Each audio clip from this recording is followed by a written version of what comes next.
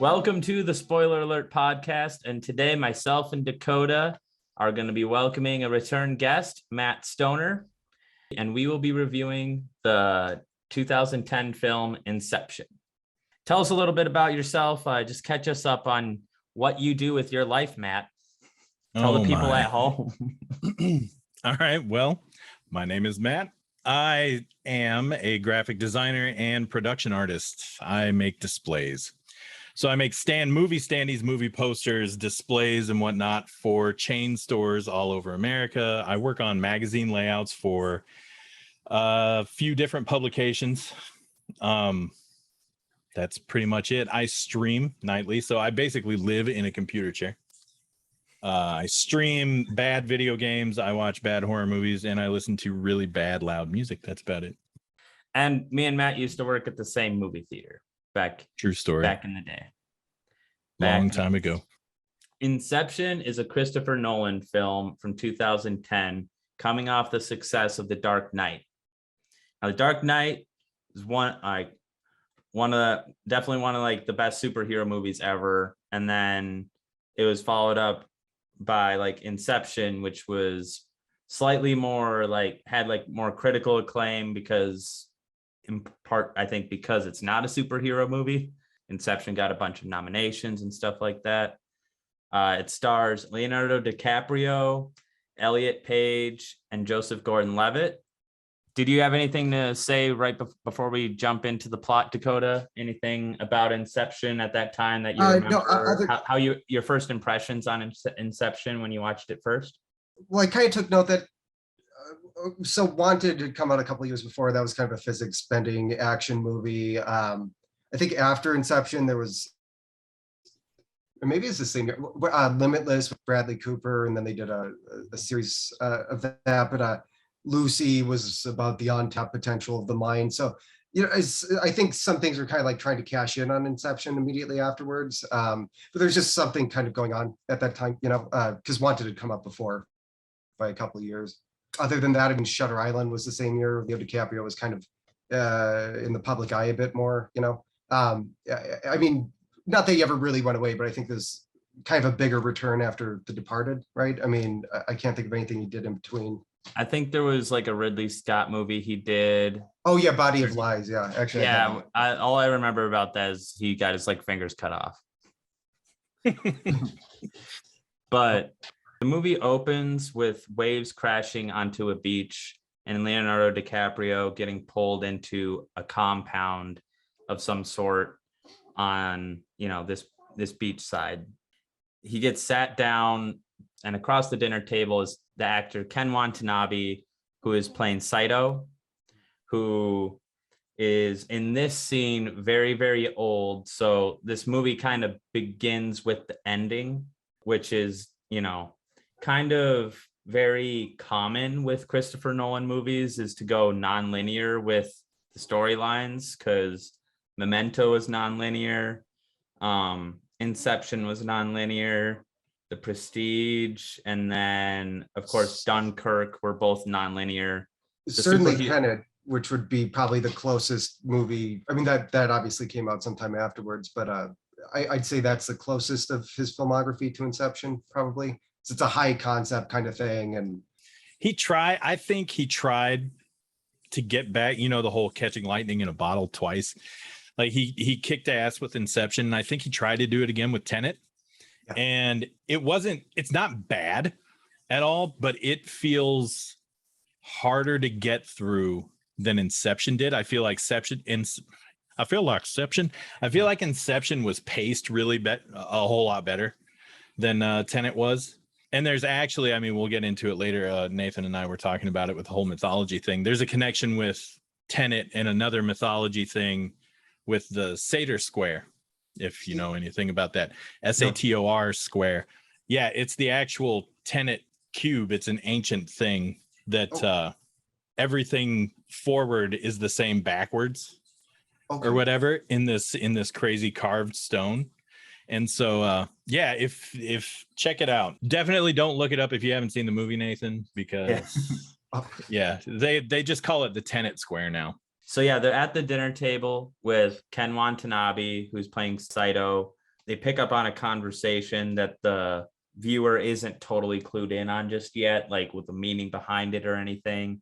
But at the end of the conversation, Saito reaches for a gun. What the gun Cobb had brought with him, so he asks, "Are you here to kill me?" And given what we know of Saito's trustworthiness through the movie is always in question. So I think by the time we get to this moment at the end of the movie, we can kind of guess that maybe Cobb is there to kill him. I mean, I think it's the direction they want you to think in, because maybe he screwed him over, maybe, so it's kind of planting that seed early on that Saito maybe isn't trusted and Cobb wants to kill him, perhaps. They don't do too much with that, but it cuts to a scene kind of where like it's almost like a James Bond type of vibe to this scene where Leonardo DiCaprio and Joseph Gordon-Levitt are kind of sneaking through this beach house, like really fancy looking place. There's some Bond vibes at the end of the movie with the ski chase. There's like an actual ski chase. So yeah, there's Bond vibes throughout this whole thing. It was like a mix of Ocean's 11 and James Bond and all kinds of crap. And Memento. It's basically a heist movie. But yeah, that's pretty much my summary of it is Ocean's 11, Memento, James Bond, the end. That's a good summary. And in this first scene, like Cobb has to like break into a safe of Saito's. In doing so, he meets back up with Maul, who is played by Marion Cotillard. It kind of seems like, like a femme fatale, like we just said, like a Bond woman or something like that. You know what I mean? Like someone that is gonna kind of be like a hinge point on the plot and whatnot. And then at one point he tries to like grapple down to where the safe is, and she gets up from the chair that was holding his grapple down and almost screws him over, which is going to be a common theme where she's going to be a common theme where she consistently gets in the way of the plans. Cobb breaks into the safe, but Maul fucks it up by taking Joseph Gordon-Levitt's character, who is Arthur, by capturing him and giving him up to Saito. At this point, it's explained that they're dreaming because Saito figures out that he's dreaming because, there's the dead giveaway that Maul had. And then they shoot Arthur in the knee when they do that, they explain a major plot point that if you die in a dream, you wake up, but you can still feel pain in the dream. Mm-hmm. And that's why he shot him in the leg. Yeah. You can feel pain, but if you die, you wake up. So he could torture him as long as he wanted to. Mm-hmm. The dream starts to collapse. Like you just kind of start, like the whole building starts to shake and dust is falling down. Because I think the integrity of it's been threatened because everybody's kind of aware that they're dreaming now. And then DiCaprio mercy kills Levitt to get him out of the dream. Exactly. One of the other ways to wake up from a dream is to have a kick, which could be gravity, having the feeling that you're falling. So while this kind of James Bond club looking place is being intercut with an unknown location where there's a riot outside, there's a chair that DiCaprio is in right above a bathtub, and they end up tipping over that chair to wake DiCaprio up. At that point, then they start interrogating Saito and like beating him up for any like more information that they were supposed to extract. And Saito explains that this was a test, that the whole time he was actually testing to see how good of, dream thieves they are and extractors. Because when you're looking for information, a password or a social security number or something like that, that's an extraction. So that's what these people normally do. And he said that they failed because they fucked up the carpeting. That's actually what gets him interested is he says that their deception was too obvious. They weren't very good. But it's when they knock him onto the carpet and he feels things like, this is polyester, not wool. And I'm still in a dream, so. Yeah. I hated this carpet, so I had it replaced. Yeah. But at that point, he's more impressed that, okay, you did a dream within a dream. Just I a quick think- breakdown of like the job duties that extractors have. There's the architect, subject, forgers, and other things. Architects are important because they build the world of the dream. If it were a video game, they would build like the map, you know what I mean? Yeah. And then the They'd be like the level subject, designer. yep. And then the subject is the person who you're trying to extract or place information to. And they're going to populate the map with their subconscious. And subconscious takes forms of, you know, weather, takes forms of people, that kind of thing. Main point there is the architect of the riot dream kind of fucked up with the carpet thing. And when they all when they all end up waking up on a train some days later, he gets captured and basically killed by Saito. And Well, he does mention when he gets off of the helicopter that he'll have his people take care of him, and Leonardo DiCaprio asks, what are they going to do to him? And he said it's not going to be pleasant. So I don't know if they actually let him go or if they did kill him.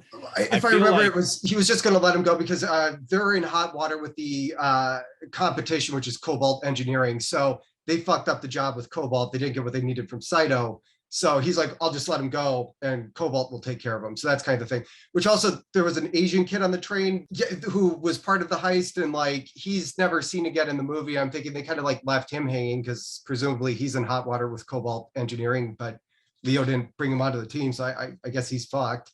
But yeah, you know, there's always there seems to be a few characters that they just decide to like pay off a fuck ton of money to press a couple buttons on their dream machine. Yeah, right. yeah. No, yeah, I took it as when his team took him away, since he had failed and Sato being so high up, I took it as tying up loose ends. You don't want somebody giving away information that you don't want somebody else to know. That would make sense. But I had never thought about him actually letting him go. I always took the more sinister route as, you know, he offed his ass. But that would actually make a hell of a lot more sense than letting this guy who's privy to your corporate secrets go run off and be interrogated by Cobalt Engineering. But that's what the movie says. So it's like, I don't know. It doesn't make a lot of sense though. You're right. Around the time that helicopter scene happens, a little more specifics on that. In that helicopter scene, Saito offers Cobb and Arthur an opportunity for another job, and this job is Inception, which Arthur immediately deems impossible, but Cobb knows it's possible because he's done it before, which has fucked up meaning going on later, but they basically give him time to think, like a little bit of time to think about it or whatever before they make a decision. And in that time, we kind of get, again, these nonlinear flashbacks of Cobb's old life with Maul, sort of disjointed lines and phrases where, like, you know, a train is coming and, like, you know, you'll never know for sure. That kind of stuff doesn't make a whole lot of sense to the first time viewer right away. Sure. There's like one scene specifically where he spins a totem, like a spinning top, and watches it spin, and then it eventually falls to the table. And then he calls his kids. But when he was spinning the top, he had loaded a gun and kind of rested it on his head. Because what we learn later, when you're in a dream, you sometimes won't know if you're in a dream. And when you're in a dream, the way that you can get yourself out is by killing yourself or dying. It should be. It is. But so they have these totems where every person has their own kind of thing, whether it might be a die or a playing card, or in this case, a spinning top, where it has a function, and the function will basically go for infinity unless you're in the real world. or we'll do something impossible. Like later we see Ariadne has like a golden bishop, but I don't know if it's just like you can't knock it over or something in the dream. I have no idea how it works, but Cobb shows Ariadne his totem and exactly how it functions, which later in the movie, which was kind of really stupid. We were just know? talking about that a minute ago. Yeah. Was it that he wasn't going to bring Ariadne into the dream at that stage? But then why would she have crafted her own totem? She was crafting her own totem because Joseph Gordon-Levitt had explained to her that that everybody has a totem and shows her the loaded die. And then he explains the whole, your totem is your link to reality, blah, blah, blah, blah, blah, blah, blah, whatever, what Nathan was just explaining and everything else. So I still don't know why he explained it, but that's, that's later on, because that completely negates everything for me. Right. I mean, the only thing I can think of is like, I don't know if she was going to, I don't think he had made up his mind to bring her along yet. So maybe he's thinking, well, I'll never have to deal with her again, I guess. I don't know.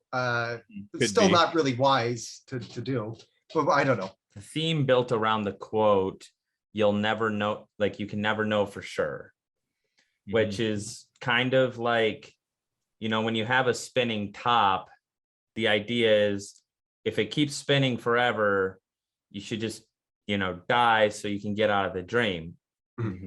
But with the nature of that, like in the universe, in a universe of possibilities, there's like at least like a 1 in a million chance that top is just going to spin for like 3 hours. Yeah. And then like when you pull that trigger, you still don't know for sure. It goes in terms of like the whole story as a whole, because when you're like in love with somebody, you don't know if you're in love with somebody forever until like one of you is going to die first. You know what I mean? Yeah. Sure. So like at the end of the day, like it's always going to end kind of fucked up, and you'll never know if you would have just kept going forever or whatever. But there's a lot of, uncertainty of one's reality beyond that, like in terms of, their grip on everything. Well, yeah, I mean, that pops up through there's a lot of uncertainty. I mean, like one thing before I remember the ending, because I haven't watched this movie in years, but I was thinking like a lot of this is just like question marks, because I'm not sure they're plot holes. It's such a mind screw that I'd have to like, get the bulletin board up or whatever the pins and the threads and to really figure out the get all Charlie Kelly. Yeah. Yeah. So it did occur to me early on that perhaps, I mean, I don't think this is but some of the plot holes could be accounted for by the fact that Cobb himself is dreaming. And because he says that, in a dream, everything makes sense. It's only when you wake up that you kind of notice, something's off. I think that's kind of lame and not intended, but you could play with it that way, because I think there are a few plot holes, and then there's just a lot of stuff that I'm like, I have no idea. It might work, it might make sense, it might not. The other thing is, it was military technology that this was developed from, stolen military technology to desensitize, I think, soldiers. Why wouldn't they use it to infiltrate like enemy minds rather than just use it to train? Yeah, that makes a lot more sense. Yeah. Well, and I mean, that's kind of what they're doing, right? I mean, that's what Sato's doing. He's kind of like corporate espionage, but originally it was just for the military to train soldiers, basically like Arma, to desensitize them to pain and whatever. But yeah, actually, that's a much better application. Do some Cold War interrogation shit, Well, and that was my first thinking was, later on when you find out why he can't go home and why he's taking the job because he can't go home or whatever, he'll be arrested immediately because it was military technology. He says that he's the only person other than Michael Caine who can do that. So he's like a US secret weapon. And if he's the only person who knows how to do it and can actually, do it properly or whatever, that's the only reason he can't go home. So maybe they were doing that and they just don't get into it in the movie, and that's why he's so important. Well, the other reason he can't go home, is he's been framed up by Maul. Right. Yeah. And I always thought, like, if he's kind of free to just move around and meet up with Michael Caine, why can't Michael Caine just bring the kids over? Right. I mean, like, why can't you just bring them over to France? Yeah. Right. I mean, unless they don't want to live in France, I guess. But that's a good point. And like during this time of the movie, that's when they call the kids and they, he's like, wants to get back to them and that kind of thing. It serves better for our purposes, and especially it being like the spoiler alert podcast, that like we can say like Maul, in what he perceives as the real world, is dead. Yeah. And he was blamed for her murder. So he had to go on the run to, Europe, overseas. So Inception is like this big theoretical thing, except it's not, because Cobb actually did it with his wife. They went off, and I guess the time would be like 5 weeks. I don't know if they must have had kids already. So they went on like a 5-week vacation, left the kids. That turned into like basically 50 years. And she became so disoriented by the experience that when they actually did wake up, she became convinced she was still dreaming. And then she wanted to wake him up, right? Out of love, I suppose, but her solution is to kill herself and then frame him up, saying that I feared for my life. My husband was going to murder me, which would force him to join her because he won't have a life otherwise in the dream. He'll have no reason to stay in the dream. She jumps out of from across their apartment, and so like the neighbor's apartment, and the suite that they celebrate their anniversary in. It was on their anniversary night. Yeah. Okay, the hotel balcony. I'm like, that's the whole other side of the street. I don't think you could shove her that far. So I'm just thinking like, but whatever, I guess that's good enough for them. She died. She said she's afraid. And so he has to go on the run. Yeah. So that's the whole kind of tragic background and why Cobb's subconscious is haunted by Maul. Obviously he blames himself for, doing it with her in the first place, Inception. And now the trick of the movie is maybe she was right. And she's like, we got to get out of here, Cobb. Right. And maybe he just hasn't, quite literally made that leap yet. If she's awake because she killed herself, why not just wake him up? Or is he in such a deep... Oh, yeah, she should just kick him. Well, I think the way Inception works is that you're so heavily sedated that you can't actually be woken up. You're... Or at least when you're in limbo, yes. When you're in limbo, so, I don't think you can get kicked out of it. So, I guess just let him sleep it off for another 5 weeks or something. I don't know. When you're deeply sedated enough and then you die in a dream, you go into limbo, which is basically a coma. In limbo, it's just, it traps your mind a lot easier because... That's the thing with Saito, he almost seems senile by the time we see him at the beginning. So, in his reality of limbo, that's why he was really old. That first scene is he's been around for a long time.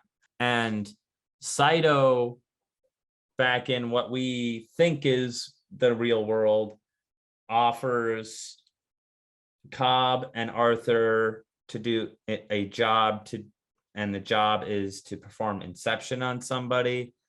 And as a reward, as payment, Cobb would get citizenship through the US because Saito is like one of those super billionaires that can just pull strings like that.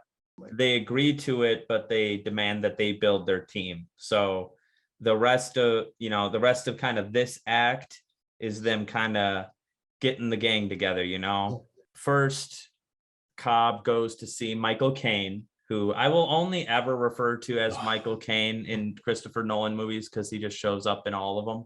Yeah. One of the more clever Caine cameos in a Nolan movie was in Dunkirk. He was actually the voiceover one of the airplane radios. Oh, okay. I didn't know. Yeah. So like you didn't actually see him, but you could hear him. Michael Caine is Maul's father and kind of takes care of the kids. And like you said, it's a little weird that he never brought over the kids to see them. Unless grandma won't let him because she thinks that he did it because or if they think the kids would snitch. Yeah. He's a professor, right? So maybe he just travels back and forth every now and again because he does give them gifts to give to the kids. So maybe he like travels often for a couple of months or something like that while he's got class, right, or something like that. He could take the kids, but I think they probably would think that was suspicious, seeing as how Cobb is missing and Michael Caine goes to France all the time and takes the kids with him, like every time. Could be because he just didn't want to put the kids in danger. Yeah, too, it would be a lot to put the kids through. So he basically asks Michael Caine if there's any like promising young like students, that kind of thing, kind of to recruit, because they need more people to do Inception. yeah, that's why I'm wondering, what does he teach? Because I mean, how do you audition maze makers, or does he just think they have a mind for it? I mean, I don't. Yeah, I that's a great question. If there was like a little bit more world building on like how, like if there's like any like history to Inception, or if like the people that we see here are like the only people that can do it. Well, maybe they're like physicists or mathematicians, because I wrote down like you have like MC Escher kind of stuff, and they reference the Penrose stairs and a lot of like I don't know how to say it. I love the sketches of the Piranesi prison sketches. I mean, a lot of those just weird optical illusion kind of things, like so maybe it's physics, math. I don't know. But here we're introduced to Ariadne, who is a student of Michael Caine's and is played by Elliot Page.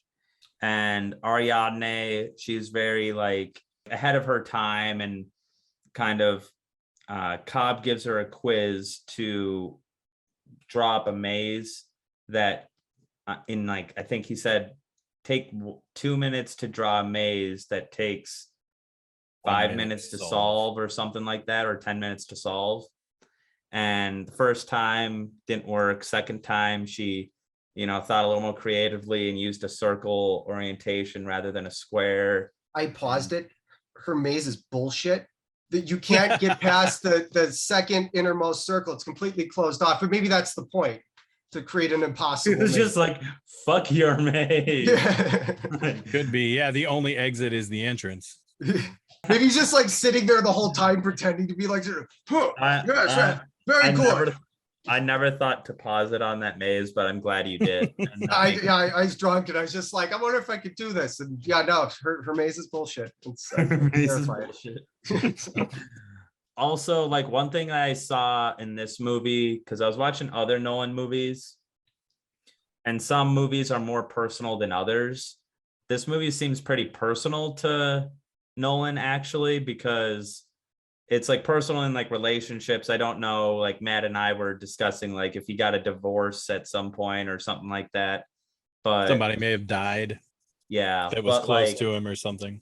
At the very least, this whole section of the movie where they're kind of building the team almost feels like the process of like building like people to help you make a movie. Because like you need a writer, you need a production designer, you need an actor like the forger, you know what I mean, that can pretend to be anybody they can be. Cobb is like the director, but he's got his issues and he needs everybody else. Cobb's the director, but he needs someone else to, design the world itself. And then you need the subject to fill it up with characters. Like it just seems like, and you use the subject. Now the subject in this case is actually the audience of the movie, because we put our own impressions into the movie. Yep. So we put our own subconscious into the movie. And that's interesting. Yeah, I didn't think about all that. And the plot, the movie itself is Inception. Yeah. The plot of the movie picks at our own life experiences. So like, that kind of the movie plants all those seeds and we think we're working it out on our own, but exactly. It's one of those things where, since it's not explained or whatever, they still planted the idea in your head, and whatever your conclusion is the actual ending. Because he planted the idea in your brain with whatever it is that you already had going on. Yeah, I like that the team building thing is interesting, because we were talking about like a death or a divorce or something like that. And my whole take on the movie was, so you've got Maul who killed herself. And the way I see it that way, he explains that she went crazy outside. And I think it's more because she realized that life outside couldn't be the exact same way that it was in there. And she wanted it to be that way. She figured out, it's never going to happen. And so she just offed herself. Done. She shows herself locking the totem in a safe, or they show her locking Totem in the safe when they go down to the basement of Cobb's memory, and she has the exact same totem as Leonardo DiCaprio. She has a top also. So both she and Leonardo DiCaprio have the same, which completely kills the no one can know your totem either, or else you'll never know if it's real. I think that drove him nuts. And then so the team building thing, I feel like, is kind of like an analogy for like a support system. You know what I mean? So the way, I mean, you know, this is just skipping the rest of the whole movie, but the way that I see the movie is it's Leonardo DiCaprio. It's all, I think he's just stuck in limbo anyway for the rest of forever, and he's just stuck trying to claw himself out through this dream and everything else. And this is just one instance of him making scenarios where he can get out, finally get out. And this is him building his support system that would be his friends and family after she died, subconsciously. You know what I mean? Yeah. So there's I was going to recommend this movie. It's called Paprika. A lot of people say I love it. Oh, you said, okay, yeah. So yeah, and in that there's a dream instrument, but it's used for like psychological, what would you call it? Therapy, basically. You know, right. like kind of what, yeah. So maybe it's almost something like that. You know, I mean, in a way, there's a lot there. But that, I like that. That explains like a big part of why he's so careful with this one, where like the Ken Watanabe one, when he went in at the beginning of the movie, after he washes up on shore, they get kicked out of the dream. It's just him, Joseph Gordon-Levitt, and the architect, right? There's only 3 people there. So he's just like, another job, whatever. This time he's being offered the chance out by Ken Watanabe. And so he's super careful to make sure that he assembles an entire team. So this one's like way more important for him, which is explained by Ken Watanabe when he tells him, you know, I can get you back or whatever. But they show you at the beginning, he's still stuck in the dream. Ken Watanabe's super old.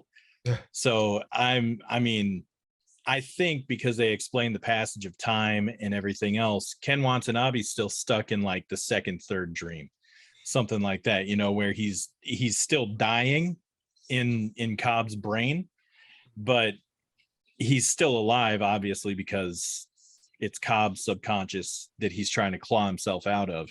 And he's just trying to make his way out of whatever depression or grief or whatever you want to put on it. That's like the allegory. The movie is the whole allegory for that.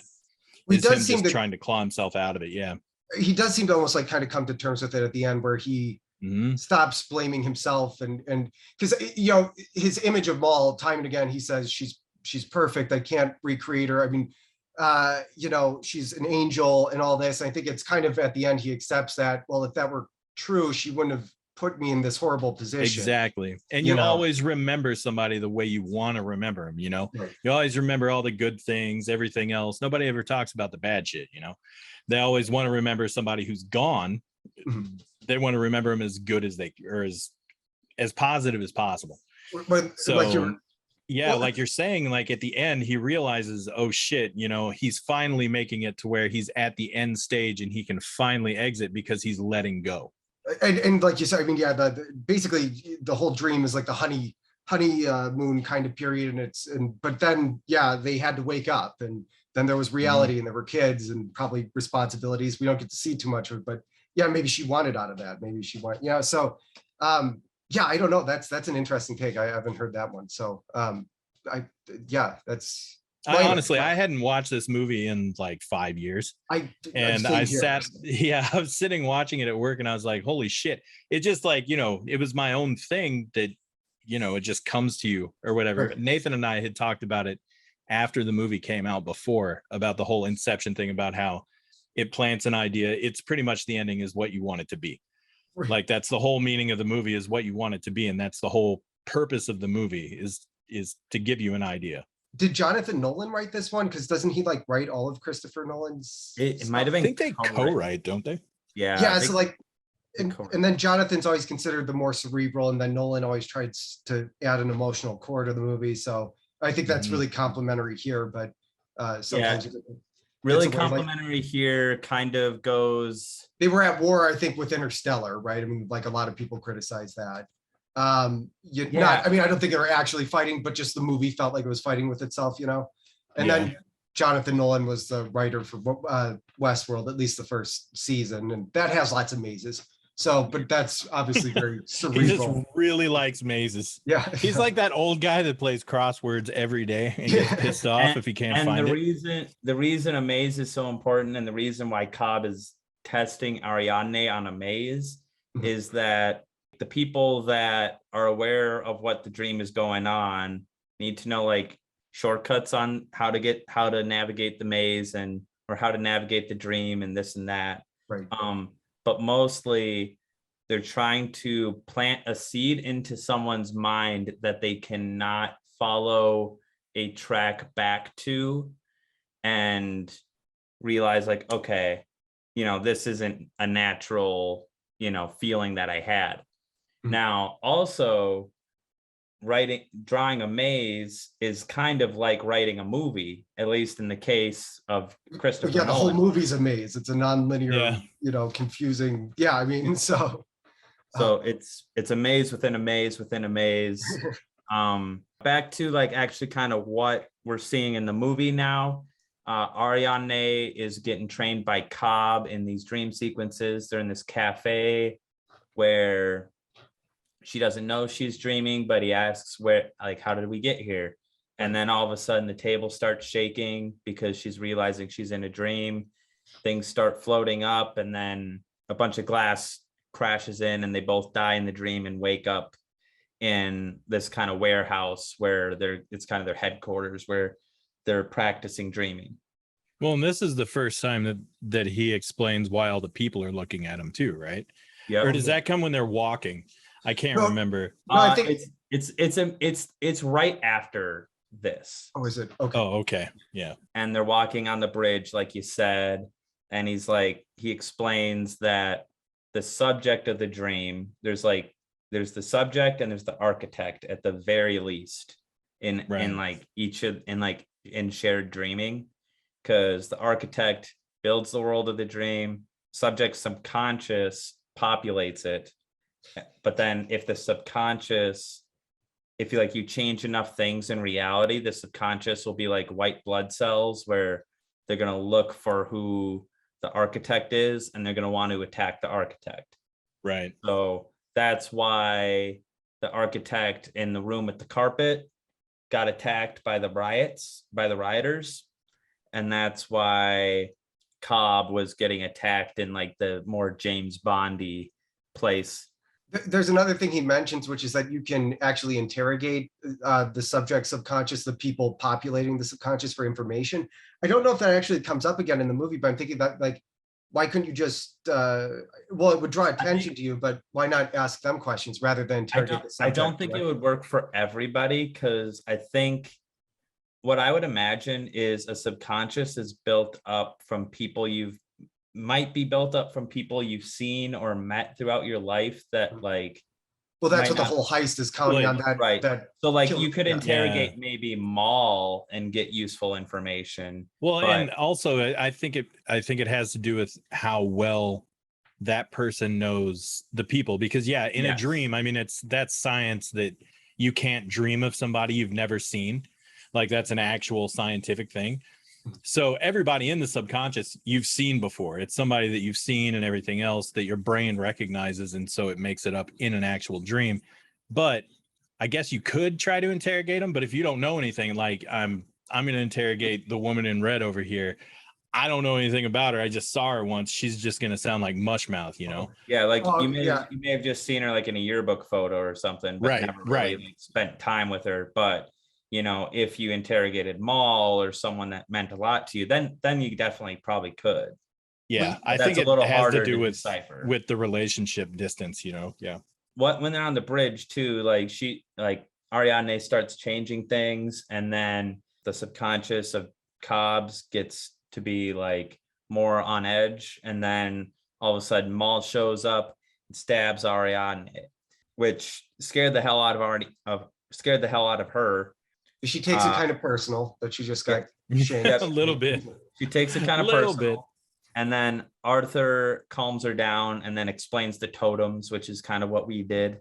The next kind of, for the team building part of it, Cobb gets a forger who's Eames, who is played by Tom Hardy, and he's basically like a chameleon actor where like he can study a subject for a while and impersonate them so well that in a dream they physically look the same Right. So And sound the same, yeah. and sound the same. he reminds me of there's a character in one of my favorite movies, Smoking Aces. He's played by Tommy Flanagan.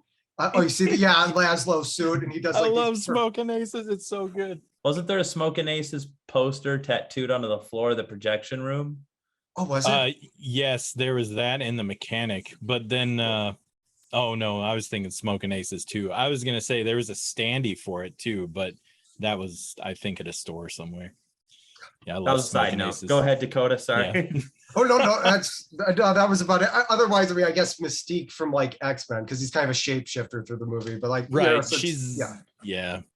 yeah. They pretty much, he plays a doppelganger through the entire thing, and if he's like I think he's the most important person in the movie. Really? Because without him, I mean, they know pretty much nothing. Oh, actually, yeah. He's Yeah, the one because getting he all the does all the information. Yeah. research of the subject, and in this movie, the subject is gonna Cillian be- Murphy, Fisher's son. Yeah. Cillian Murphy, yeah. Yeah, I thought it was Cillian. I looked it up just before we did this. I guess it's Killian. So I've always Well, said Cillian, but yeah. Kiss my ass, Cillian Murphy. Yeah, I'm all right. saying Cillian. All No, right, I'm so just kidding. Murphy. That's he, interesting. Murphy. Oh, blue eyes. Scarecrow. So Scarecrow, anyway. He plays Fisher, who's the heir to a really big competitor, like company, like Monopoly, that Saito is in competition with. I forget the actor, but he was in Alien 3. He was in Yeah, a few things. his last name is like Postwith or something like Paul that. Postlethwaite, yeah. Oh, okay. Postwith. I forgot his first Yep. name. R.I.P. He's dead now, but yeah. Again, yeah. Yeah, but He's amazing. He's like, Just want to point that out. yeah. Also, if you ever want to watch In the Name of the Father, he's great in that. Oh, I haven't seen that. All Also right. in Romeo and Juliet with Leonardo DiCaprio. Oh, He played the priest that gave him the poison. I haven't seen tried that to movie in I so tried to long. watch that high during COVID, and I couldn't. Oh get- God, yeah, don't do that. You'll end up shooting yourself. I couldn't. Right on well, cue with the I just movie. couldn't do it. Like Yeah. I just couldn't get to the Baz Luhrmann of it. Oh God, it's the only Baz Luhrmann movie I can watch. Also, side note, Cillian Murphy is gonna star as Oppenheimer in the next Nolan movie. Really? The next part of the team that they get is a chemist, someone to get them some really good sedatives. Now, one thing I noticed about this is the guy they get for this is named Youssef. He kind of has like this almost like heroin den looking like basement to his chemistry lab where every day they just have people coming in that would rather dream than, face reality. So there's kind of like a whole drug, addiction theme to it too, where it's almost like a heroin den. Also, one thing I noticed is that the chemist Youssef ends up being the architect of the first layer of the main dream. And I feel like they have him be the architect of the first layer because I don't think he's the most experienced with actually like, shooting guns or any of that. So they kind of keep him at the first level.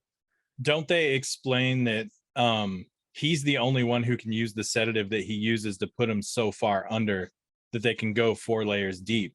I mean, everybody can go 1 layer, that's fine, but he's the only one who can take them further. That's why they go down into the den and whatnot. And then he shows it off. He's like, oh yeah, you want to try it out? And then he wakes him up and he's like, yeah, cool, right? So I think that's why they leave him on the first level, is because he's the only one who knows like dosage and how to administer and all this other stuff to make sure everything's okay and goes cool.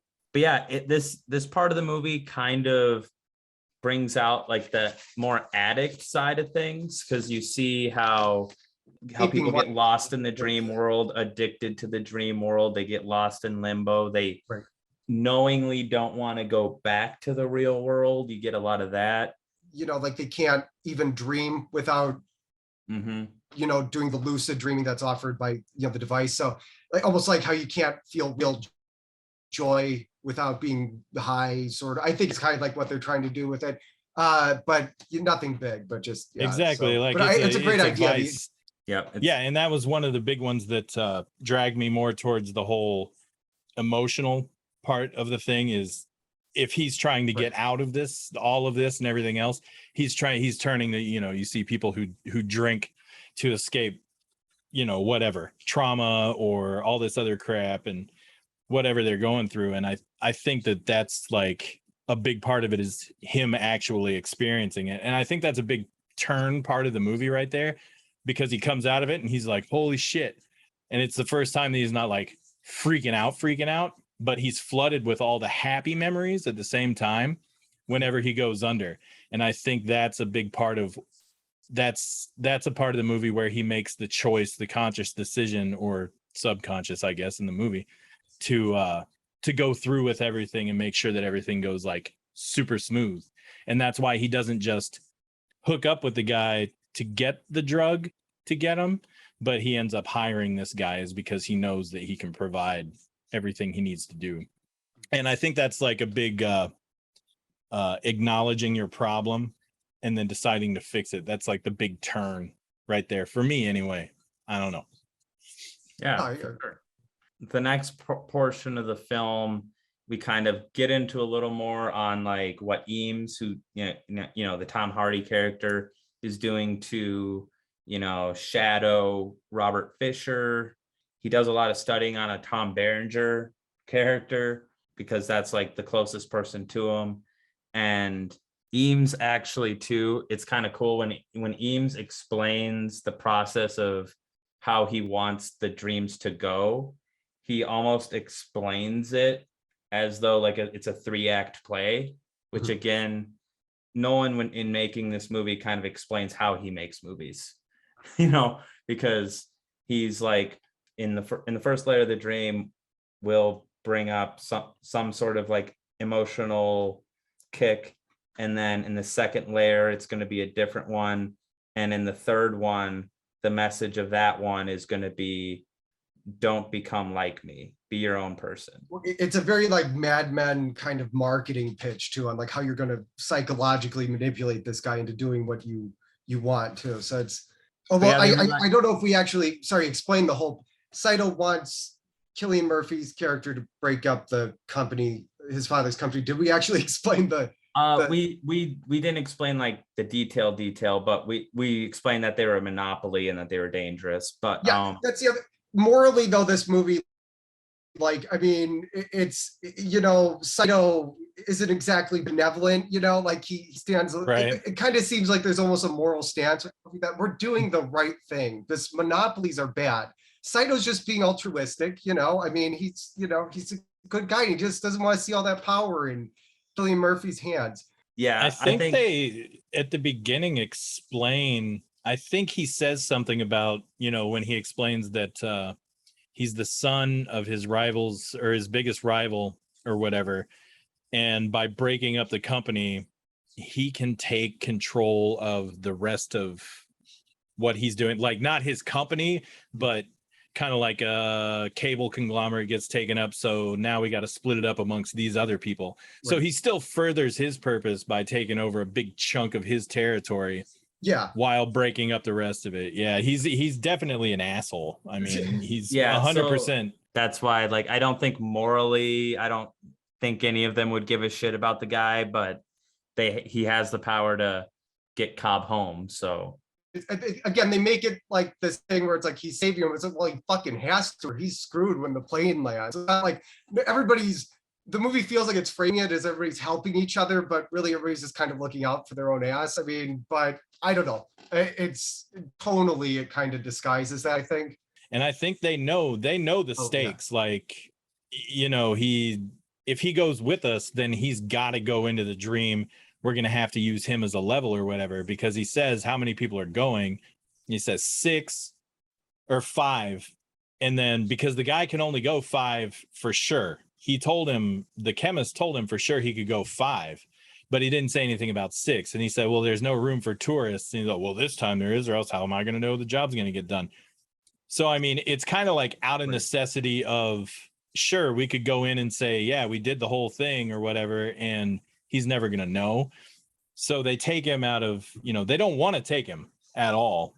But yeah, and then you got into the whole thing that, yeah, we have to save him or else like this whole thing's for what? Or nobody gains. I mean, in the whole movie, nobody gains anything out of this except for Leonardo DiCaprio if it all goes good. Like absolutely nobody. Like if it all goes, tits up or whatever, then they're all just basically screwed. I mean, we all did this for fun. The end. Yeah, because he never mentions paying anybody except for Cobb. I'm sure they do. Yeah, I mean, they didn't pay Cobb, actually given his money to somebody else just to. Or, did they have a negotiation? I think they had a negotiation with Tom Hardy. Huh. Oh, okay, yeah. That's a brief one anyway. Really important thing there is that Saito is going along with the crew. Which adds a level of danger too, because you have your money man in the danger of, the dream world, basically. Well, not only a money man, but somebody who has other people do everything for him. Like I'm sure he could fire a gun at somebody point blank, but I think it's a really big, and I think they recognize that it's a really big risk to take somebody so high up because the fuck do you know, dude? You're hiring other people to do all your stuff. Like, what are you actually going to bring to this other than you're going to end up getting murdered, maybe? And he gets shot we're jumping ahead, but I mean, he gets shot like immediately, so it becomes a liability for the rest of the movie. I mean, he kind of holds his own, but yeah. So they were essentially right. Too, at this point in the movie, when, DiCaprio's spending a lot of time with the chemist and really, in those heroin den looking things. Well, actually just like in the warehouse, just going really deep into sleep. Ariadne is worried about Maul. She eventually dreams with him and spies on one of his dreams and kind of sees bits of his memory, like a train going by. They see the kind of beach, kind of a beach area where they used to play with the kids. The last moment he saw his kids when he had to turn around and leave the country, when it was now or never Cobb, and then just a bunch of things like that. So a lot of the stuff we explained earlier is kind of unfolded for the audience at this point. Yeah, it's represented as sort of a vertical thing, a lot like Inception itself, where you go deeper and deeper into his regrets and the stuff he's really repressing. So there was also a moment where Cobb's like, they think I killed my wife, and he's like, thanks for not asking if I did. And then the first thing she does is go down into the bottom layer to see if he actually did it. So I'd be like, thanks for the faith, but anyway. I don't even think he even pick up on that in the movie. Does he even pick up on her going to the basement to see if she did kill him? I don't remember. I may have just glossed over it, but did he ever acknowledge that? Because that's what I got out of it too. Yeah, no, he never does. But I'm like, you kind of suck. All right, sweet. Okay, good. So at least I'm not the only person who thought like that. So remember, the 3 layers I was talking about with Tom Hardy? I did write them down. I didn't think I did, but I did. Okay. The first layer was to bring up the prompt, I will split up my father's empire. The second layer was to bring out a positive emotional reaction to doing so. Okay. And then the third layer would be, my father doesn't want me to be like him. And that's how, you go from one point to the other, and it's more powerful as you go. All right, so they board this plane and the heist is basically on. Fisher is there. DiCaprio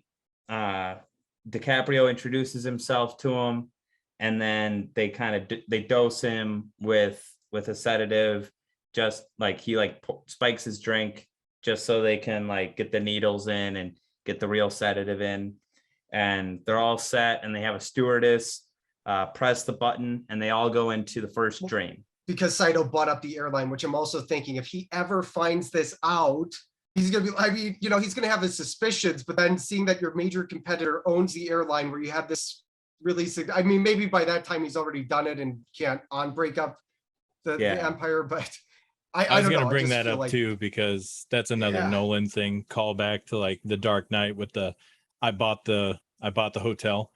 or whatever, and Oh, yeah, all yeah, I that think I madness. remember. He does like his rich people buying everything. That's for sure.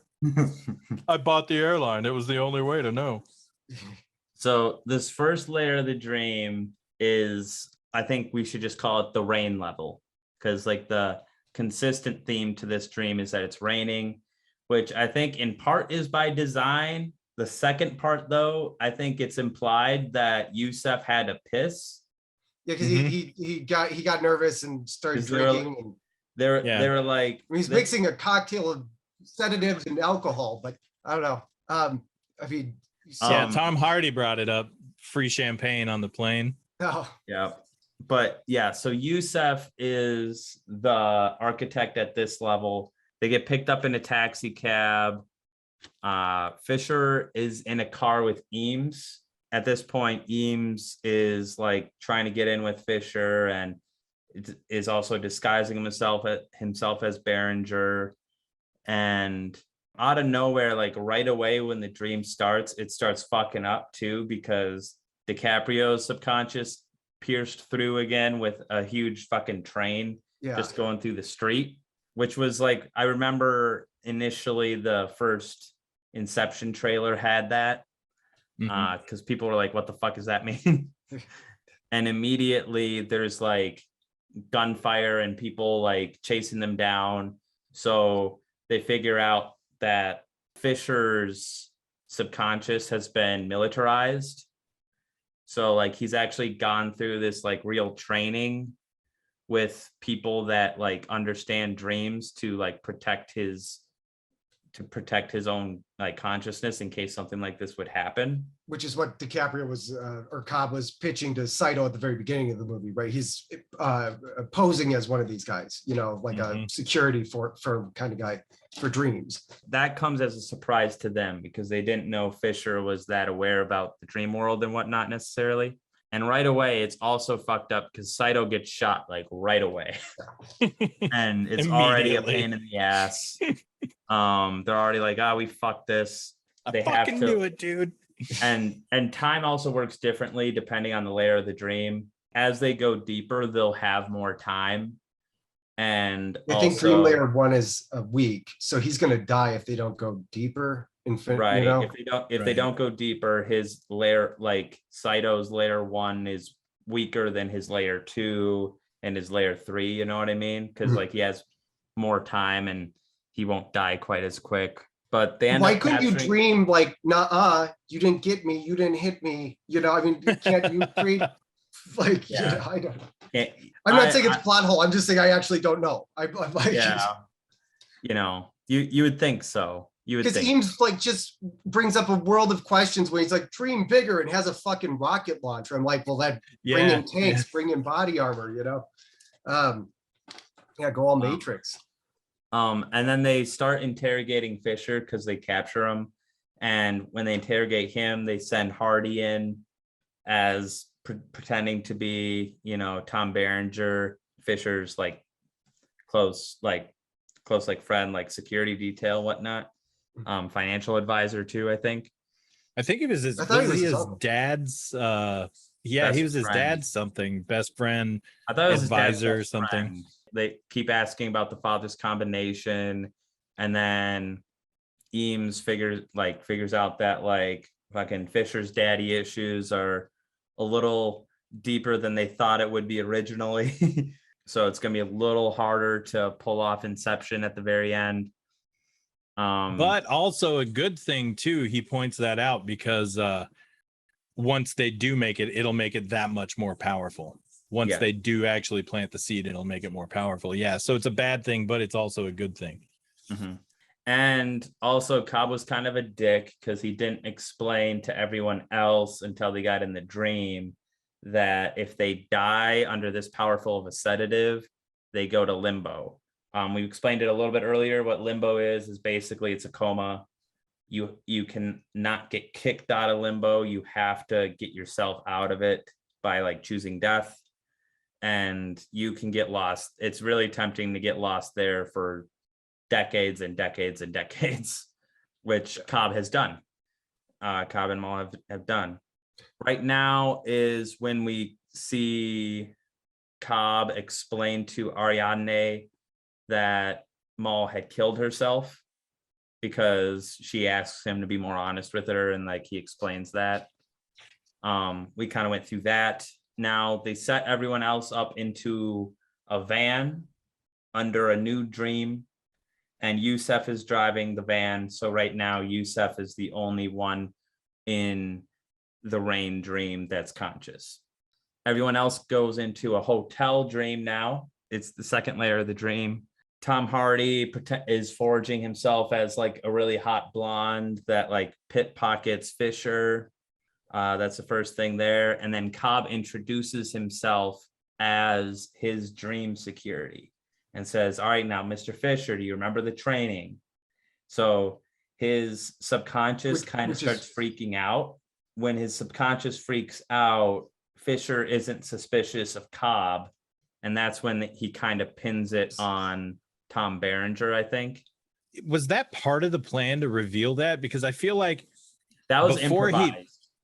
That's what I thought, because they show the flash of the kids at the bar, and then all of a sudden everybody starts like, whoa, and that's when he goes with the whole dream police thing or whatever. And I didn't catch whether or not like he had planned that in the beginning. So what was the actual plan? Was for Tom Hardy to get a hold of him, right? Yeah, I think to improvise being the chick.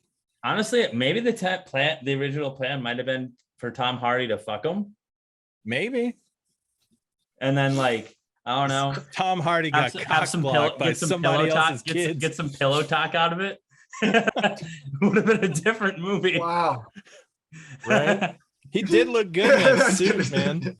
I didn't think of that before, but honestly, yeah, because actually that would turn into New Rose Hotel. That's sorry, that was a corporate espionage movie where the whole plan is to get Asia Argento to go screw, whatever. Anyway, that's gonna be on my recommendation list. So yeah, there we go. That'd be a whole nother movie. New Rose Hotel has shown up a couple times on your recommendation list. Yeah, it's not a good movie, but I just keep thinking about it. So I don't know. It's like, but anyway, but yeah, so the plan, Cobb cobbles together the plan to, appear as a security guy, which is what he's doing with Simon at the beginning of the film. But then he turns Cillian Murphy's subconscious defenses against themselves. So it's like, that's the guy. Yeah, so that's, and it works. So that's the trick, is confusing the subconscious to buy them enough time that they're not getting swarmed upon. You know what I mean? And Arthur is the architect of the hotel level. So he's the one that has to stay behind and make sure everyone gets the kick. They were originally going to blow the hotel room floor out from under them and have them fall. The second level is more known for basically, they don't really spend too much time in there interrogating, but this is kind of the level where they capture Tom Berenger, and who is Eames at this point. Eames switches from the hot girl to Tom Berenger again, and explains to Fisher, see, he's been trying to get a hold of your father's assets and, get himself into the will or something like that. So he's the bad guy. And then they explain to Fisher, we got to go into his dream to see what he's trying to find out. So then Fisher is really compliant at this point because he still buys that Cobb is his security. So when they hook Fisher up, they tell him that they're going into Berenger's dream, but they're really going into the third dream, which is constructed by Ariadne. Was that actually Eames or was that Berenger? Because right before that, Ken Watanabe is walking. I always say Watanabe. I know I'm wrong. Anyway, he's walking by, and Tom Berenger walks by him, and he acts like he knows it's Eames, and he's like, so blah blah blah blah blah, and dude looks at him like, huh? He's like, I thought you were somebody else. You look just like him. Version. Yeah. See, I don't know if it was the subconscious version or because they follow him, and he says we got to follow him and see what he does or whatever. Maybe they knocked him out and tossed him in a bathroom or something like that. Well, I'm not sure. I think it's to isolate Cillian Murphy's character, and then so that he doesn't encounter the other one, thus creating this whatever dissonance. Yeah, and he because I looks don't awesome. because I think Berenger in that scene like kind of admits to it. He's like, so I think it's Eames. I think You think it's okay? I think Yeah, it's I don't know. Eames. I didn't think that was ever explained. I just remember them. When I was watching it earlier, I was like, wait a minute, what Yeah, and actually, happened here? why wouldn't that be like a total like just dream shattering moment where the unconscious sees itself? I mean, I guess you could have two of the same person in a dream and not, but it would be disconcerting. It would draw attention. Yeah, maybe Well, no, it wouldn't immediately wake him up. Oh yeah, I see what you're saying. I was gonna say because Tom Hardy was Tom Hardy behind him, but Right. I know what you're talking about now. Yeah. So around the same time that Arthur puts everyone else to sleep into the next dream, Arthur ends up getting in this fight. And while this fight is happening in the rain dream with Yusef, this is when a kick kind of happens, but it must not have been powerful enough, but it really works well for a cool fight sequence. Where the van is rolling down the side of a ditch. So Arthur has to fight because the subconscious is coming down on Arthur now. So Arthur has to fight actual trained subconscious. The entire room is rotating, and the way they did it to film it was they quite literally rotated an entire room that looked like a hallway, kind of like they did with 2001: A Space Odyssey and that kind of stuff. The Dark Knight when they flipped a whole ass semi, like for real. Like Christopher Nolan does some crazy shit that could just be done with wires. He's just like, nah, we're just gonna do it for real. We'll just do it live. Yeah, they flipped that whole semi in the Dark Knight too. That's great. Yeah, he actually went back in time to Dunkirk and they did all that. That was, Once they kind of intercut between Arthur fighting and in the hotel, and then the drink, and then that's intercut with the third layer, which I would call it the snow dream, which is also like we said, very James Bond. And this is Ariadne's dream.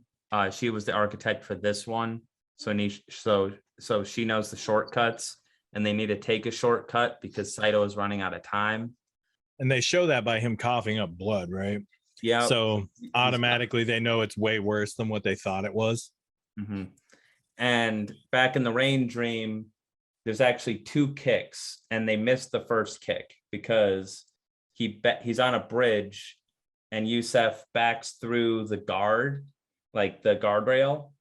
So that was one kick, and they felt that, and that was took place in showed an avalanche, and then Arthur flew across the hallway during that one.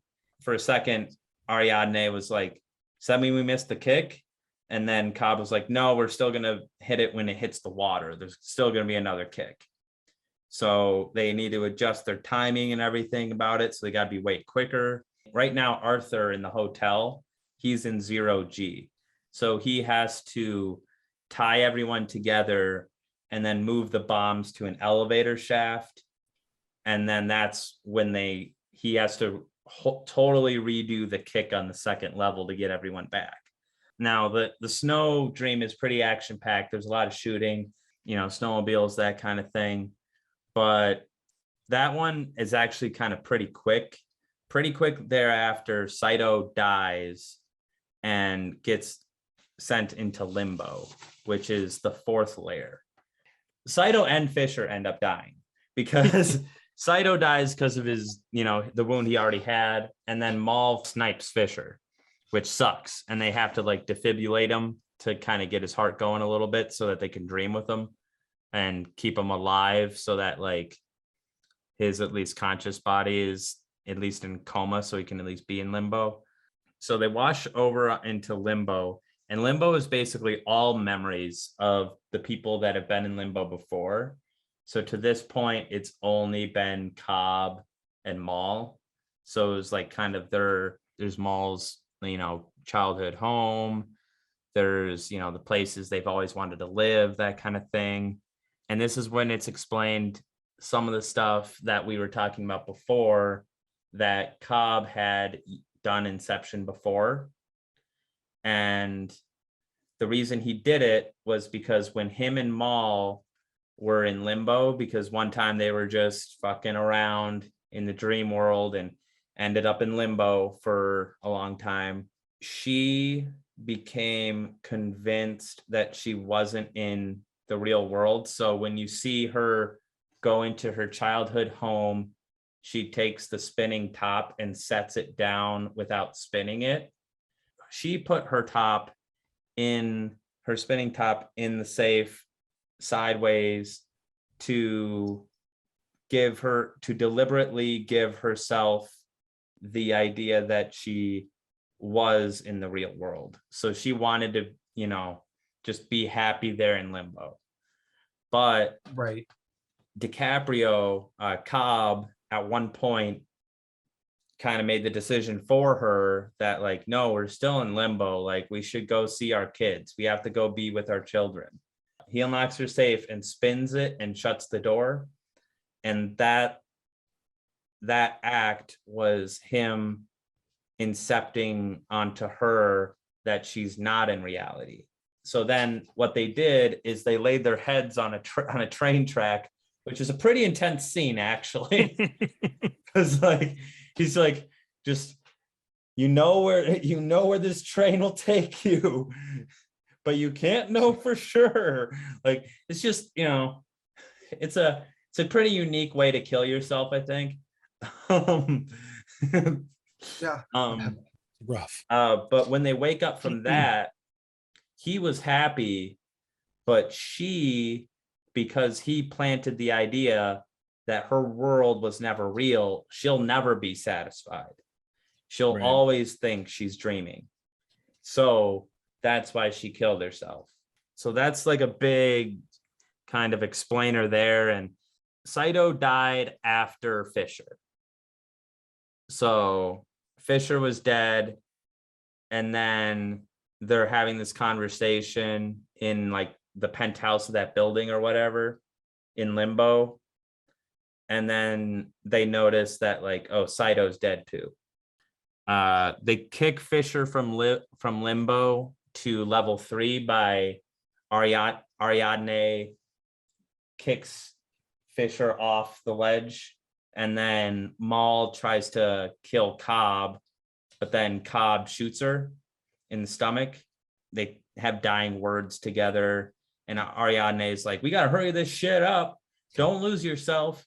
Directly after Fisher is kicked, since time is different in the different levels, when he gets back to the snow level, his heart's going again because they used a defibrillator.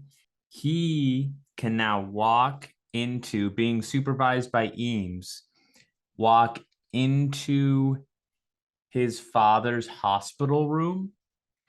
And that's where he finds his reason to, move forward with his life without the company, because his father points to a safe, and in that safe is a little windmill like toy, and that toy from his childhood symbolizes to him that his father just loved him for him, and he wants him to be his own man and start his own thing.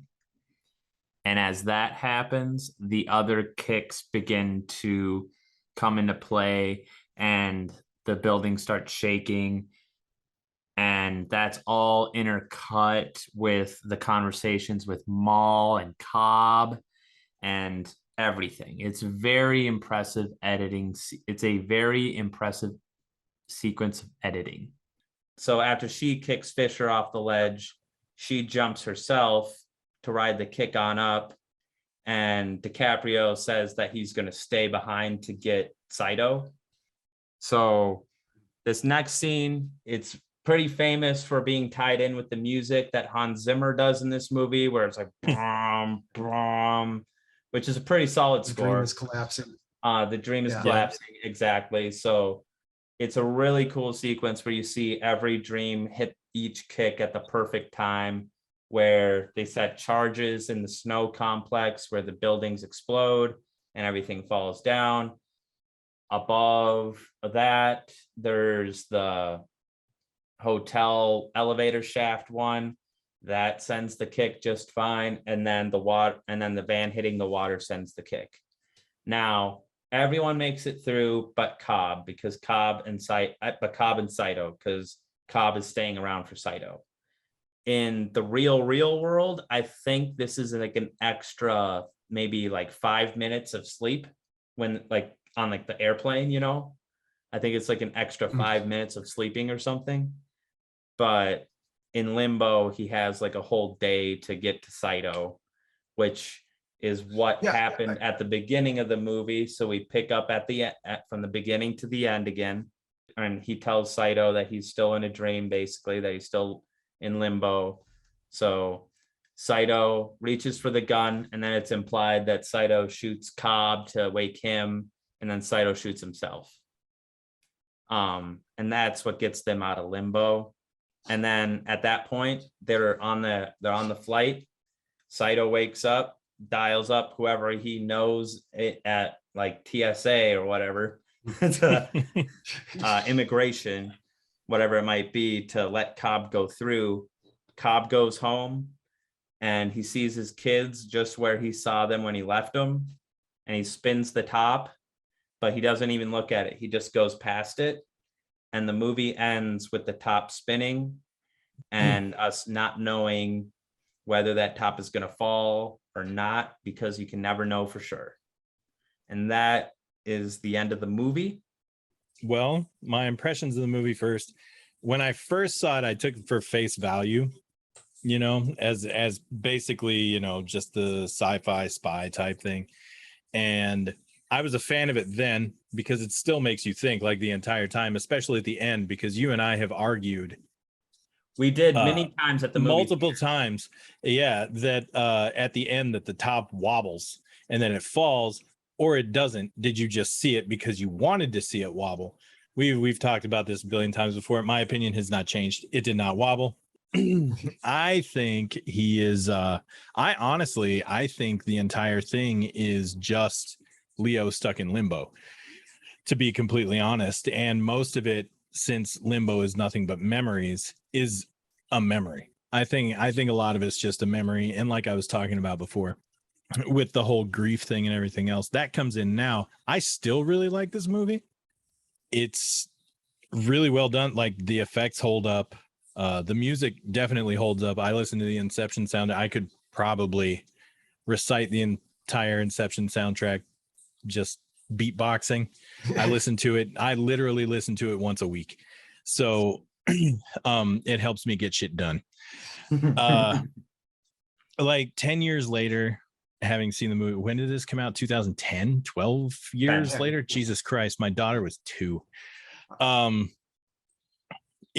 It's still really good, and I actually think I like it more now, having gone through a lot of stuff and everything else in those 12 years. You find, watching it again, you find different things to link it to, which, like I said earlier in the podcast, I think that's the whole point of the movie. I think the movie itself is just Inception. Like, that's why it's the title of the movie. Like, they could have named it anything or whatever and then explained Inception in the movie, but I think that's why it's the title of the movie also, is because you could literally draw anything you want from it. You could come to any conclusion you want, and that could be it. The idea is there. As long as the idea gets planted, then you start compounding on it, and then it becomes the movie. So I mean, I think that's really clever. Whether that was their intention or not, who knows? It was a seed that was planted at some point in time when I was watching it again. So no, I'd say before I would have given it a 4-star rating, 4.5 probably. I'd say it sticks about the same, 4.5, 4.75, maybe a little bit more, like it a little bit more. Back when I was in school, I had to do a lot of film class stuff and everything else. And we did do Inception. We did Inception for one. So I already knew about Ariadne being the person that led Theseus out of the labyrinth, and because she was the only one who knew the way out. I think there is a lot of Dante's Inferno and Greek mythology in there with the story of Ariadne and Theseus, because there are two different stories with Ariadne in Greek mythology. They both conflict. In one of them, she's alive, and one of them, she dies. One of them, she ends up hanging herself because she can't escape in time. And then in the other one, she ends up leaving and marrying Dionysus. Would that make like Maul the Minotaur or whatever? Well, I was thinking more of Ken Watanabe being the Minotaur, sort of, because he's the driving, he's the main instigator of everything. So that gets me to thinking, so Ariadne, you know, she's the one that gets you through the maze, right? So she's the one that leads him out. But at the end of it, like, you know, when you bring up drawing conclusions, if you're right, Matt, about the whole thing of him being in limbo, that means at one point in time, when Maul jumped off the ledge, she may have just gone back into reality. And that's what him. I'm saying. It could be so either like or. She is kind of the Ariadne too. She's almost like the second version of the Elliot Page character, because she was the one that wanted to lead him out, but he wanted to stay in, but he stayed in. Yeah. And also, like with the Dante's Inferno thing, it's more like the purgatory or whatever, especially, I mean, there's a big symbolism with like the levels of dreams and the circles of hell, and having to travel through, and Dante having to travel through those to get back to the overworld, back on Earth. You've got that, and the fact that he's stuck in purgatory for so long. So maybe Leonardo DiCaprio is Dante, and he's stuck in purgatory for the entire time because he feels the guilt for all of this stuff, you know. And then you've got, I don't know.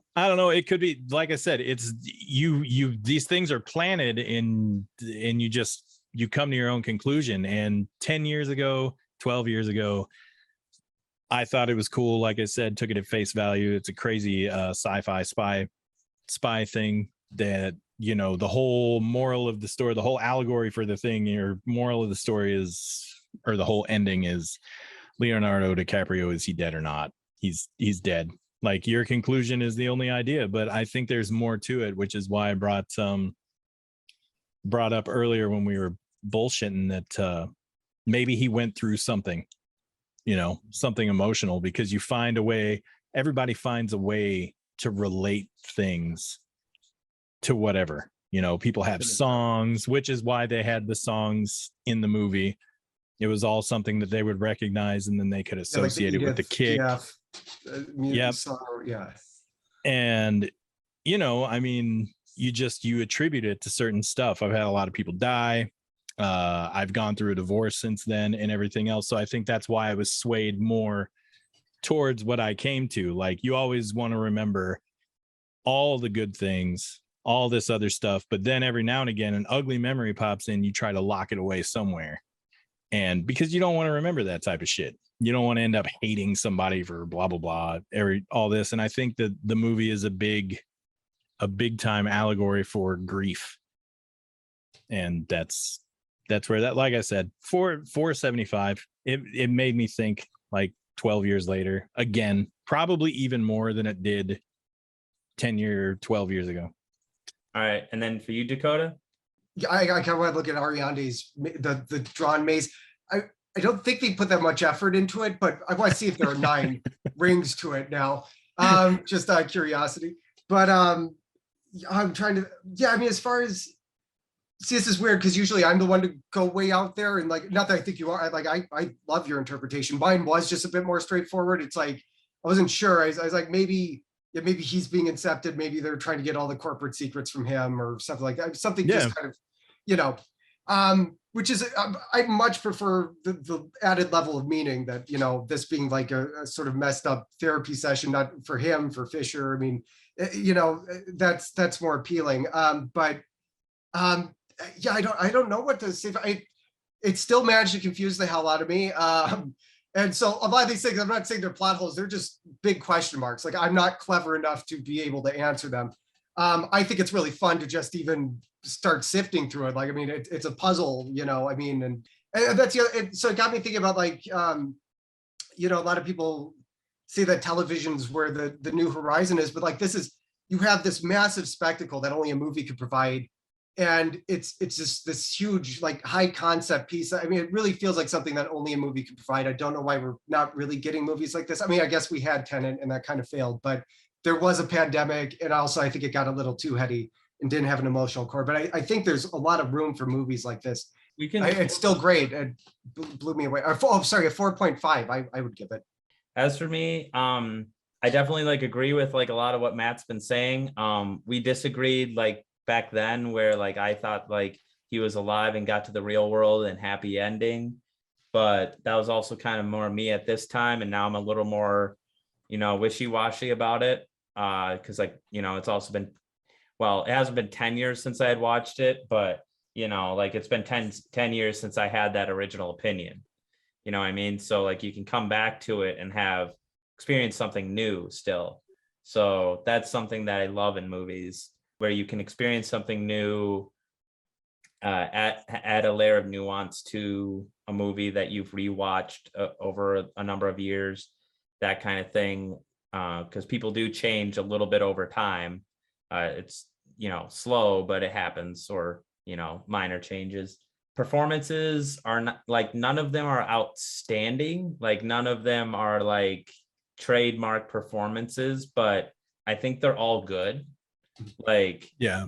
like there's no dud. I think Leo is very good in this one. I think he's better than he is in some of the movies that he gets a lot of credit for, but you know, it's still not like a signature performance. Yeah, it's basically him and Maul that has to work emotionally for the movie. Everybody Yeah, else, and you know. Marion Cotillard probably, you know, she really brought it to her. Yeah. But a lot of her performance is also built into the mystery of that character too. So I think that kind of femme fatale is always gonna, those usually end up being good performances, those kind of roles. It's a very, very good role for her. Yeah, because then, I mean, remember after this, she did Dark Knight Rises, and she played basically the same thing, psychotic Talia al Ghul. And Dakota, one thing that when me and Matt were BSing before you came on, we were talking about how, you know, how Hitchcock has kind of the blonde, like the Hitchcock blonde that wears gray, and it always is like a mysterious linchpin to the plot of every movie he does. Well, it seems like with Nolan, it's a brunette. Oh, because like if you think about it, Memento. Like, there's Maul, there's Memento. I'm trying to think I of guess they don't really have it in Dunkirk, because I don't think there's any women in Dunkirk, but just about every other movie, like that's kind of his style. Following would definitely live up to that. Following.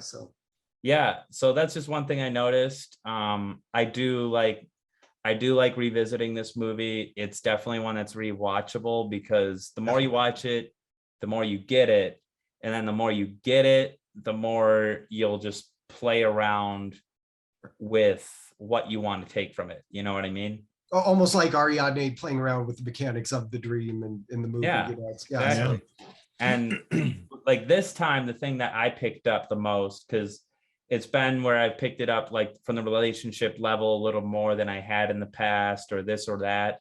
But this time what I picked up more was like the getting the team together thing, the filmmaker part of it, where it's like, okay, I need this person to be the cameraman. I need this person to be an actor. I need this person to build the sets. And that's kind of how they build the dream.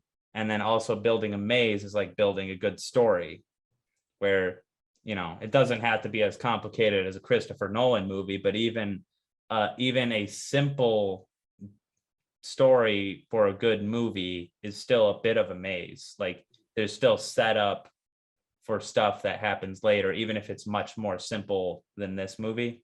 I think the thing I talk about with Dakota a lot is the way I do my ratings is I rate them as though I were a critic in that specific year.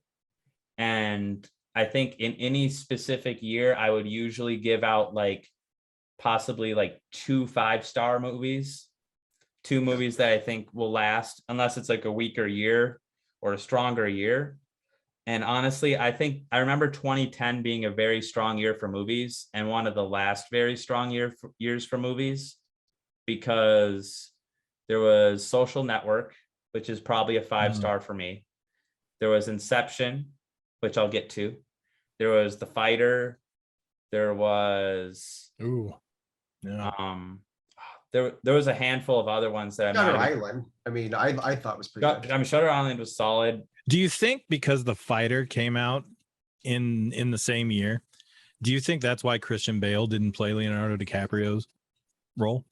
That's interesting because everybody else is from Nolan Batman. Has not come back to DiCaprio. You know, he's No. come back and forth with Christian Bale. Was in The Prestige. He was in all the Batmans. I think he'd be open to doing other movies with him. But yeah, that was a very competitive year. I would say that year I think I'm dishing out at least 2 5-star movies that year. And I think one of them is Inception. So I give Inception 5 stars. That's nice. Now, although you can't just give it 5 star. It's got to be like 4.95 because they did start the trend of the fucking wah in every movie trailer. This is the very first trailer that had that in it. It was a really unique trailer too, because like the train blasts and through, after the this, cafe blows it's up. all Zimmer does after this. Yeah, that's it. I mean, they call him in to hit the one note, and then that's it. He's like, all right, cool, I'm done. And I think me and Dakota have brought it up in multiple podcasts, but if there's one criticism I have about Zimmer is he does copy and paste his old work sometimes. Yeah. I think, one of the major musical themes to Inception is one that he did for The Thin Red Line. He's reused a lot of the love theme. The love theme, I think, is the one that he did with The Thin Red Line. He's reused a lot of the Dark Knight soundtrack too, in a lot of things, which is another soundtrack that I listen to quite a bit. Because it's just so good. He's just so good. And it's also, I can't remember, and I feel like an asshole for not remembering. It's not just him that does them. He has a co-writer. For a while, I thought it was Harry Gregson Williams who did really great soundtracks. But exactly. Yeah, he was really good. Or is really good. Harry Gregson Williams did the Metal Gear soundtracks, which are all awesome. Yeah. He's almost like Zimmer now, though, where he just does the same shit. I mean, I think once they get to a point, kind of like Danny Elfman does the same thing too. Once they get to a point and people are like, yeah, no, where are the fucking xylophones, man? He's like, fuck it, dude. Here, take this. They know what they're being called in for. Yeah, exactly. But no, yeah, Dakota, you are 100% right. This is like the type of movie that you go. Nathan and I used to talk about this, like, I'll wait to see some stuff on video, like, nah, fuck it, I'll watch it on video. But there are movies like this is a movie that you had, if you didn't see it in a theater, then you didn't really see the movie. You didn't get to do the movie, because sound plays so much into a movie that, and especially in like this one, and again, another Nolan, The Dark Knight, all that stuff, just the cinematography, the music, everything is made for a theater. Like, it's great, and I'll watch it at home and everything else with surround sound on, but it's different when it shakes your entire body. And hopefully we can get back to where, like, it's not all Marvel. I like me a Marvel movie, but for fuck's sake, dude, like, give me something like this, like this, like a bottle that doesn't need sequels to carry its junk. Right, man. Like, what is it? Fast and the Furious 80s coming out? I don't care. Like, don't give me a sequel. Give me something original that looks good and sounds cool and makes me want to go to the movies. You know what I mean? I fucking love theaters. I mean, I've worked at theaters for, goddamn, like almost 20 years. And there's nothing like, I will gladly pay $15 for a ticket to see Inception again, and I'll pay $30 to see it in IMAX. I don't care. I would watch it That's again what for I sure. wish I could have seen this in IMAX. I mean, that would have I been I think- didn't see this one. I think the last one I saw, I saw The Dark Knight and The Watchmen in IMAX. I think Godzilla might have been the last one that I saw in IMAX, which still, hey, whatever, man. I love me some Godzilla. I don't give a shit. So, but yeah, you're right, man. And I don't think there's a better movie out there to get like a high 4, 5. I mean, the only thing that makes it a 4.75 for me is I just don't fucking know, man. Like, I can come up all day with different theories, but I just don't know what it's about. So, which is great, but it sucks at the same time. So I got to dock it quarter point. Christopher Nolan, call me and tell me I'll give it a 5 because I know you care. On that note, guys, let's give some recommendations out for like if someone liked this movie, what's another movie they would like? Matt, how about you give out a couple recommendations? Oh, Jesus. Let's see. Memento is one. If you haven't seen Memento, definitely watch Memento. If you can get your hands on the DVD version, get the DVD version, learn the code, watch it in order. It's a good time. And The Greasy Strangler. Greasy Strangler. There you go. All right, Dakota, how about a couple recommendations? Oh, wait. One more. I just watched the movie Incantation on Netflix. If you like Japanese horror or Asian horror or anything like that, you're into curses and shit, watch Incantation. It's a good time. If you play any like Silent Hill, J horror type games, you'll dig it. There's another one that is completely blanking that was on PlayStation. And I can't think of the name. Maybe Siren. No, Fatal Frame? it's got the red and black theme like Siren, but yeah. Watch Incantation. It's great. The Resident Evil series stuff. All right. Well, no, I'll definitely check it out. That's up my alley. So, yeah, I checked out Gozu. I saw you recommend the way back. That was absolutely one of the most fucked up movies I've ever seen. I told you, man, that dog scene fucks me up every time. Jesus. Yeah, as far as my recommendations, it's like endless. It's so sorry. Paprika, Vanilla Sky, which was based on a movie I haven't seen, Open Your Eyes. But that had Penelope Cruz in the same role, but I haven't seen it. So Source Code, which I have here, that's Duncan Jones. Really love Source Code. Let's see. Yeah, I said Limitless and stuff like that. The Matrix, Ghost in the Shell. The Cell. Very similar kind of premise. I think for that they were trying to like stimulate comatose patients and wake them up, but then it's a therapist that goes into the dream. It's a really good movie. It's really fucked up though. But and then Total Recall. So, and then I was actually going to recommend a few games like Echo Chrome does sort of the weird Penrose Stairs stuff. Dreamfall: The Longest Journey. They have dream machines in the game, and everybody's kind of like. And the main character's in a coma, and but it's a lot like Inception in some ways. You guys covered a lot of great ones. Some I was going to bring up, some I didn't think of, like Vanilla Sky. Like that's obviously a really good that's a good poll, man. But I would recommend James Bond movies. Why the hell not?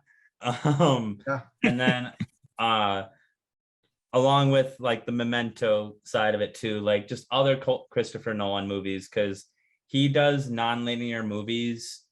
I've heard mixed reviews about Tenet, and I haven't seen it for myself, so I'm not going to pass judgment on it. But for the most part, he handles and does non-linear movies very, very well. If there are plot holes, it's because there's only so much you can do. Like no one's like there's going to be a plot hole or two. But like you said with Memento, The Prestige, and I guess Westworld would be another one, but I would really only stick with the first season. And even that, like, because like flawed. I never got too into it. First season was pretty solid, and then I didn't really know where it could go from there. And then the second season, to me, had like some of the worst episodes. But then like there were just like one or two episodes that were really, really fucking good. Right. And I was like, okay, why didn't they establish this character earlier and make the season kind of about them? Or why didn't they do this? Because, you know, there was still like glimmers of hope in the second season. See, I just kind of gave up, and Noah watched it all the way through, and he was saying it's like, it almost seemed like they were deliberately trying not to go to the most sensible place story-wise, just because then you would predict it, and, you know, so it became... It's like, well, at a certain point, like, it's not, like, audiences are really smart. So it's like, going contradictory for the sake of going contradictory, I don't think works. Yeah, like Breaking Bad, you probably knew he was going to die by the end, but he had to. It didn't matter that you could predict. I mean, it was a great story, you know? I mean, yeah, I don't think Game of Thrones did a lot of that at the end, where it's like, oh no, he doesn't strangle her. Gotcha. It's like, yeah, but now there's not an arc, you know? So yeah, but now everything you built up doesn't mean shit. Yeah. So on that note, I think that just about does it, guys. Matt, do you have like a website where people can find you for like graphic design purposes? Do you have any desire in plugging that right now? Because if you can, plug away. Not right now, because I'm under contract for a lot of things, and I have a regular gig also. So I'm pretty much good to go. I appreciate it. But I do stream Monday through Thursday on Twitch, twitch.tv/Jimmy McGreeson. The name comes from the Greasy Strangler. You'll understand when you watch trailer. You'll understand. Twitter, same thing. Twitter.com/Jimmy McGreeson. And that's pretty much it for me. I appreciate you guys having me on, dude. I could talk about movies all fucking night. I'll go on tangents for hours. So, I mean, if you ever decide you're going to do a marathon Joe Bob style, then let me know, and I'll definitely sit in. I'll put on a lizard costume if you want. I could dress up as Darcy. I mean, I got no problem with that either. I got some fishnets somewhere. So on that note, please follow us on YouTube, Spotify, and wherever podcasts can be found. We're on Instagram and Twitter as well. Check out all that stuff. We've been releasing slowly, and we're going to be doing more smaller digestible clips of specific episodes we've done that, like, you know, be like a 5-minute piece of an overall, you know, episode that you could just watch if you like a quick little info about a movie. So we're going to be releasing those as we go too. You know, my name is Nate. This is Dakota. And then our, you know, guest and Matt. Have a good day, everybody.